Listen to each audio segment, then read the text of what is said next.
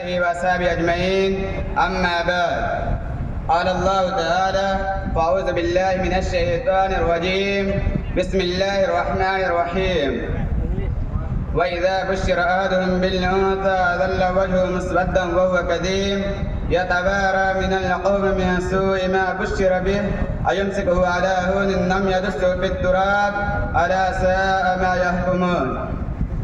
माननीय अध्यक्ष महोदय, मंच पर उपस्थित अतिथिगण और प्रिय श्रोतागण, आज मैं जिस विषय पर बात करने के लिए मंच पर उपस्थित हुआ हूँ वह है इस्लाम में महिलाओं के अधिकार। आज के इस भौतिकवादी युग में महिलाओं को पुरुषों के बराबर अधिकार देने का दावा जरूर किया जा रहा है, परंतु आज भी कहीं न कहीं महिलाओं को पुरुषों की अपेक्षा छीन समझा जाता है और उन पर किसी न किसी प्रकार से अत्याचार किए जाते हैं। एक और दासी बनाई जाती है, मर्द उसका स्वामी यानी मालिक बनता है। उसे बचपन में पिता की, जवानी में पति तथा विधवा होने पर पुत्र का दासी बनकर रहना पड़ता है। उसे स्वामित्व से दूर रखा जाता है और उस पर विवाह के बहुत ही कठोर नियम लगाए जाते हैं, जिसके अनुसार वो अपने मर्जी के बगैर एक मर्द के हवाले की जाती है। इस्लाम में महिलाओं को बेटी के रूप में वैसे ही जीने का अधिकार दिया है जैसा कि बेटों के पास है। इस्लाम आने से पहले अरब में महिलाओं की स्थिति ठीक नहीं थी। इनके यहाँ जब बेटी का जन्म होता तो उसे जिंदा दफन कर दिया जाता था। कुरान में उनकी इसी हालत की तरफ इशारा किया गया है। जब उनमें से किसी को बेटी के जन्म का शुभ समाचार सुनाया जाता है तो उसका चेहरा सियाह हो जाता है और वह दुखी हो उठता है। इसी बुरी खबर के कारण वो लोगों से अपना मुंह छिपाता फिरता है और वो ये सोचता है कि इसे जिंदा रखे या फिर जीवित दफन कर दे। कैसे बुरे फैसले हैं जो ये लोग करते हैं।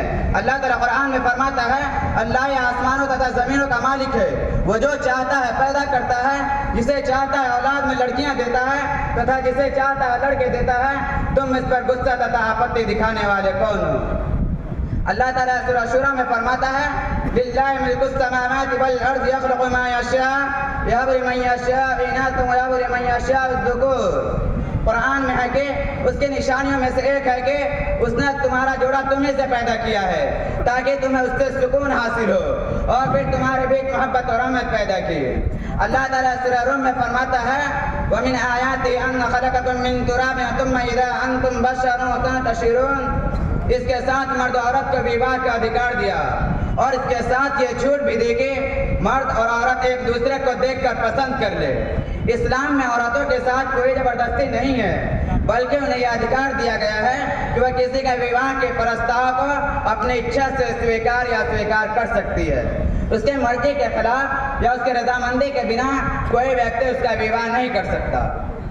यानी पुरुष संरक्षक एवं महाफिज स्त्रियों पर अरबी शब्द का वाम का अर्थ संरक्षक सरपरस्त हाकिम होता है। हाकिम अर्थ को लेकर दुनिया के इस्लाम विरोधी लोगों ने यह भ्रम फैलाने की कोशिश की है कि इस्लाम में महिलाओं के अधिकारों का हनन किया गया है, उनके इख्तियारात अधिकारों को शोषण किया गया है। इस्लाम औरतों का मर्द के बराबर हुकूक नहीं देता। इस्लाम स्त्रियों को गुलाम बनाकर घर की चार दीवारी में कैद रखने का हक देता है।